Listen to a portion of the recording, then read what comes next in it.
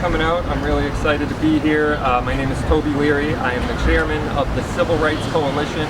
This is a ballot initiative that we launched about a little over a month ago to recall H 4885. It's become known as the Act, Chapter 135 of the Acts of 2024. And we're just trying to call attention to it and awareness to it. We're literally in unprecedented waters here. There's never been gun control legislation like this passed anywhere else in the country. And we want to let the people of Massachusetts know that they could wake up on October 24th and be a felon and having done nothing different other than now the government says that there's a special type of gun that they can't own. And honestly, there's nothing special about these guns. They're in common and ordinary use. A regular semi-automatic shotgun that is used for hunting ducks. Now, if you have an FID card, you will be a felon. Massachusetts, it's really time to act. We're trying to sound the alarm and really push the spotlight onto this issue. Twice in recent years, our state politicians have attacked the very freedom that define us, undermining our rights here and our constitutional liberties. On July 20th, 2016, I was enjoying some time with family, celebrating my birthday, when then Attorney General Maura Healey single-handedly reinterpreted the laws weaponizing her office against lawful gun owners and gun dealers and acting as all three branches of government. She literally came out with new law, interpreted and enforced existing law, all in one fell swoop. No other state had addressed an assault weapons ban the way that she saw it, including the U.S. Attorney General, when the entire country lived under these laws for 10 years. Her actions were nothing short of tyranny. And now this year, on my birthday, the Massachusetts legislature has delivered another blow. Just hours after secretly concocting H 4885, they pushed through a new law designed to strip away our Second Amendment rights. Governor Maura Healey wasted no time in signing this unconstitutional law into existence, and the political elite, they celebrated. They had the audacity to wear it as a badge of honor, boasting in their victory over your rights. This is more than just a law that's passed, it's an actual attack on our freedom. House Speaker Ron Mariano, Senate President Karen Spilka, and the so-called architect of this law, Michael Day, have shown their true colors. They are not the guardians of the constitutional rights of the people. They are attacking them. They think they can get away with this because they believe we will all just accept it as we always have. But they are wrong. This time it's impossible for gun shops and gun owners to sit idly by and to survive. We can no longer sit by waiting for the courts to save us. We can't rely on national groups to come to the rescue or anyone else to fight this battle for us. We must be our own saviors. The courts may eventually line up with the Constitution, but we need action now. We need the people to unite, rise up, and reclaim our rights. This is a call to action. We must mobilize like never before. We need 49,716 signatures to put a stop to this unconstitutional law and bring the fight to the ballot in 2026. This isn't a marathon, it's a sprint. We have just weeks to gather these signatures, to stand up and be counted, and to show the tyrants in government that we will not go quietly into the night. Michael Day has called us extremists. He is for daring to stand up for our rights. He thinks we are a menace. Those are his words. But we know the truth. An armed society is a peaceful society. We are the law-abiding citizens who respect our country's laws and constitution. We are not the problem. The time for waiting is over. If we don't act now, when will we? And if not us, then who? The politicians have betrayed their oath to uphold and defend the Constitution, and it's time we remind them of their duty. Let's send a clear message to the political establishment. You can't do that. You cannot vote away the rights of your constituents. Stand with us, fight with us, and together let's reclaim our rights. Remember the words of Samuel Adams, that the said Constitution shall never be construed to authorize Congress to infringe the just liberty of the press, the rights of conscience, or to prevent the people of the United States who are peaceable citizens from keeping and bearing owning arms. Massachusetts, it's time to rise up. The battle for our rights is right now. So we're going to collect signatures today. We're trying to get this done. There's no time to sleep. We have about 3 weeks to get almost 50,000 signatures. We're well on our way to getting there, but we really need to call awareness because most people don't even know it happened. It literally happened under their nose by politicians that swore an oath of office and then went into their chambers and violated their oath by proposing laws that are contrary to the Constitution. So thank you guys for coming. I'm Toby Leary. We're going to have Jim Wallace from Gun Owners actually come say a few words as well. Thank you, Jim.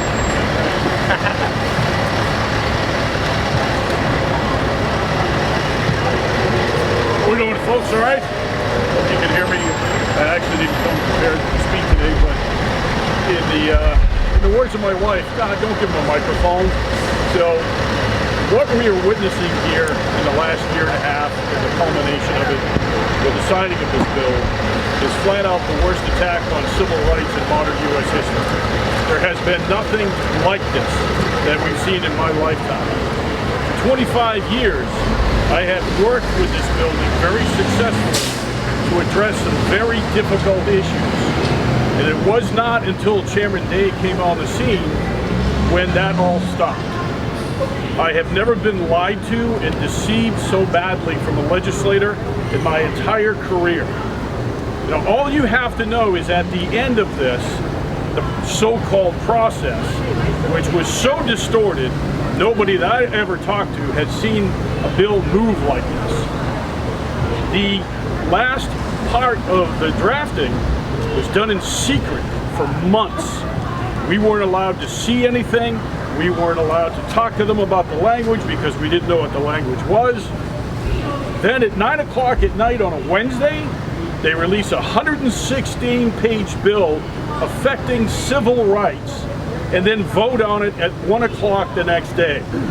The legislature did not do its due diligence. They were handed a bogus summary and they voted on the worst attack on civil rights in modern U.S. history without even looking at the bill and understanding what it did. And if you read the summary, even the summary that the Attorney General put on these petitions, it's bogus. It's totally glossed over. It does not represent the effect of 10% of the population in the state. 10%. 650,000 licensed gun owners in the state of Massachusetts. And it goes from everybody that wants to shoot a semi-automatic to a musket. They didn't leave anybody out. So here again, we're going to take every action possible, whether it's in the courts, whether it's on the streets, whether it's on petitions, because this is the greatest attack on civil rights we've seen in a very, very long time.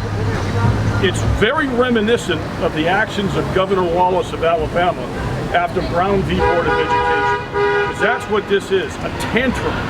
Because the United States Supreme Court said they were wrong on how they were treating the Second Amendment community, and they have to stop doing it. And rather than obeying the court, just like Governor Wallace did many years ago, they doubled down and made it even worse. So that's pretty much what we're facing, folks. There is nothing we're going to leave untried to fix this. And anybody, whether you like guns, hate guns, doesn't matter. Because if they can do this to us, they can do it to you. Because the next person in power may not be your friends. So if you let this lie, just in the process alone, we're in trouble as a society because this building doesn't listen to anybody. Any questions, folks? Toby, how many signatures have you collected so far? I would say we're just a little under halfway there. We don't have an exact number, but we have a long way to go. We got 3 weeks. The first 2 or 3 weeks, we got the ramp-up period, so we have good momentum on our side, but no one can fall asleep at the wheel on this. Like if people think, oh, they got this, or they're never going to get this, you're right. But the truth of the matter is most people don't even know it happened, so that's why we're bringing awareness to it, to get people to sign. And here's the thing, if you're pro-gun or anti-gun, what's the problem with putting it on a ballot and asking the people to have 2 years to debate it? That's something the legislature didn't afford us, was have the time to actually talk about what's in the bill. They literally conferenced for 6 months or 5 months behind closed doors, plopped it out on July 17th. Less than 24 hours later, both the Senate and the House signed it, and less than a week later, the governor signed it. That didn't leave any time for us to debate the nuance of it. They are literally just taking action against our civil rights, as Jim said, and we can't stand for it. Plus, the viability of businesses is impossible. As of October 24th, gun shops won't be able to sell a single long gun. A lot of people don't realize that. I bet you most politicians that voted for this bill don't realize that you can't buy a pump-action shotgun, a single-shot rifle, a .22 to shoot with the kids, a lever gun like the old cowboy guns. None of those guns will be lawful for sale on October 24th unless we get this bill suspended. So there's a lot of people that are like, oh, I like my shotgun for hunting. And as Jim mentioned, this affects everybody, not just one group of people. Should have generally ballpark 25,000. Yeah, we're a little less than halfway there. We would actually like to see 75 to 100,000 signatures. You know what I mean? We know there's a lot of people that are going to sign the wrong form and they'll get disqualified. But really, I think this is an amazing effort, and it's literally the constitutional process at work. You know, there's been some grumblings about Maura Healey signing an emergency preamble, which I think would be a huge mistake to really circumvent the constitutional process in order to get their way. But we'll see how that all plays out. Right now, we're focused on getting these signatures and recalling our rights, getting the bill suspended until the 2026 election. What do the organizations look like for collecting this statewide? How many Yeah, great question. The Civil Rights Coalition has over 700 volunteers. We are in about almost 70. I bet by the end of the week we'll be in over 70 businesses where you can sign throughout the entire state daily. If you go to thecivilrightscoalition.com, there's an interactive website and a map there where you can see a pin in your location, and you can click on it. It'll tell you where you can go sign the petition. We're at grocery stores, landfills, sporting events. We're all over town at special town events. We're at other committees. So we're collecting signatures everywhere. And I'd say it's raising a grassroots army that are really upset about their right to be violated. Do you have any plans to use paid signature gatherers, or is it going to be 100% volunteer? We've thought about it. It's a topic for discussion at this time. I think we are going to get there with the volunteers, and I think it's more important that the people whose rights have been violated get involved. For so long, there's sportsmen that don't even vote in elections because they feel like their voice doesn't matter. But here's a way for their voice to matter. I've been getting a lot of messages that people are actually registering to vote just so that they can sign our petition.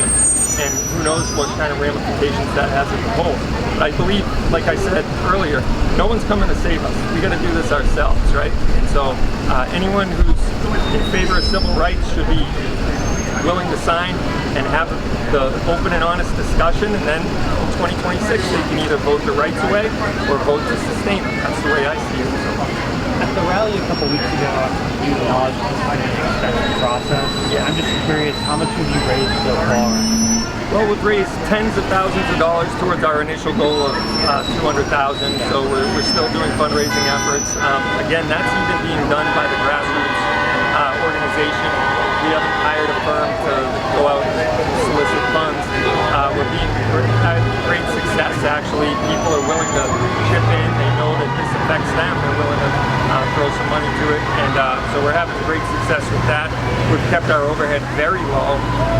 And so really it comes down to printing petitions, getting signs made, getting media attention, getting the word out there on the street, and that's really been the thrust of the whole campaign. So I would like to see it done by the people, for the people, by the people, instead of paid people and you know, hiring fundraisers, etc. I think that's a more organic and grassroots way to do it. And just to clarify, you're confident you can meet the October 9th deadline for the 50 games? Yes, I am very confident. People are excited. People are mad. People are upset. There's people that don't even own guns that are really upset about this, and they're willing to come sign. They're bringing their friends. They're bringing their family members. They're bringing, associates and saying, "Hey, you're going to come sign this." I go, "I don't own a gun. It doesn't matter. This has to do with your rights, and it's an enumerated right, right?" So, who would tolerate the way that the Second Amendment has been treated for any other right, think about the Fourth Amendment or the First Amendment right, who would suffer the same treatment that the Second Amendment has suffered for any other right? No one. A revolution would have started decades ago if you tried to apply the same standard to the First Amendment, the Fourth Amendment, the Fifth Amendment. No one would have tolerated it. In fact, the U.S. Supreme Court said a poll tax is unconstitutional. But you should look at all the taxes that apply to the Second Amendment. And so if the poll tax is unconstitutional and we abide by that Supreme Court ruling, then why don't politicians abide by the Supreme Court rulings that have already happened and let the people have their rights back? That's the way I see it. We're all in favor of law enforcement. We're in favor of punishing violent criminals. They are truly the problem. The problem is not in the peaceful, lawful gun owner. Do you expect national groups to have a more signature effort? National groups are already involved in litigation, so as Jim pointed out, this is a multi-pronged approach. This is just one of the many ways we're challenging this bill. But yeah, national groups have already stepped up to the plate, and there's many of them involved. I know Jim could probably talk to that a little more, but there's a lot of them that have already come in and offered their support. Are you working with any other local organizations on the issue? We're cross-pollinating with gun clubs, gun shops, a lot of small businesses. Again, this is not like organized by some, committee or political group or anything. This is apolitical. We are really just trying to organically get the signatures and get people on board. And a lot of people have stepped forward from, repair shops, restaurants, gun shops, all the sporting clubs, to fruit stands. I know a couple of farm stands that have petitions and whatnot, so everybody's getting involved. Can you turn up there and you can where the litigation is from? Sure. Do you want to speak to the litigation side of things a little bit?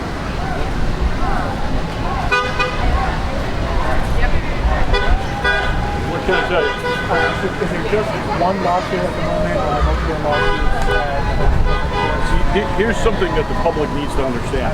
This new law is so egregious that no court is going to take up this whole law altogether. All of the constitutional attorneys that I've talked to around the country all say the same thing. This will probably take anywhere between 5 and 10 different federal court actions to address, because the federal courts want to deal with a very specific subject matter. And this covers so many different subjects under the Second Amendment civil right that there really are almost not enough resources nationwide to take on the whole thing. But we're trying. And national groups are stepping up to try to take a piece for us. We already have one federal lawsuit in place about the mandatory training, which doesn't exist, and the other licensing requirements, which are totally changing. The next thing will probably be addressed is accidents, because the new testing requirements and the requirements that will literally shut down lawfully licensed retailers. Licensed citizens will not have access to purchase firearms, period. There's also massive intrusions on non-residents coming into Mass, whether it's hunting, whether it's target shooting, whatever. The bill literally bans under 18 non-resident hunting in Mass. Have they been a problem in the inner city? I haven't heard of it. So what's the issue? Non-resident duck hunters cannot use their semi-automatics, which they've used for decades and decades and decades. Those aren't cheap guns. By the way, they only hold 3 rounds because they're hunting ducks. This thing is so invasive, it's so egregious, it's going to take years to get through the court system. And here's the problem with that. Everybody loses because they don't care. Behind the people in the building behind me, it's not their money. Chairman Day at a press conference said, if you want to challenge this new law, bring it on. Well, he's not paying for it. Those people are paying for it. Everybody out there is paying for it. So both the citizens that are in the Second Amendment community and those who aren't are paying for this, literally, because of the arrogance of the people in the building behind me. I want to make sure I have that clear. Only one lawsuit exists right now. Yeah. 5%. Yep. Anything else on that? Nope. Okay. Yep. If anybody wants a copy of the petition, I did bring some blank ones. of it? Need a video of it. You can sign it today. That's right. That's not gonna happen. Oh, are you guys done? You know, it's, I just have one question. Will there be yeah. any more stand-outs and protests to let more people know? Oh yeah. Oh yeah, right now we're trying to get the word out. So every place that there's a signature site, Everybody leaves. consider it a standout and a rally, if you will, because that's really where we're focusing our efforts. Like, as important as it is to get 200 or 300 people gathered in a spot, those 200 or 300 people gathering signatures is much more effective for the next 3 weeks. So really, right now we have to buckle down and get the signatures necessary, and we're on track. It's good. But there'll be 2 years of really having this conversation with the media, with the public, have rallies, bring awareness to it once we're on the ballot, once the bill has been And suspended. if anyone wants to volunteer, where should they go to sign up or go to? Great question. TheCivilRightsCoalition.com or FightBackMA.org are the two websites where you can go to volunteer, donate, or find a signature collection site. Thank you. Thanks, guys. Appreciate it. I didn't even like how the kids hold inside. Thank you so much. hello. That'd be great.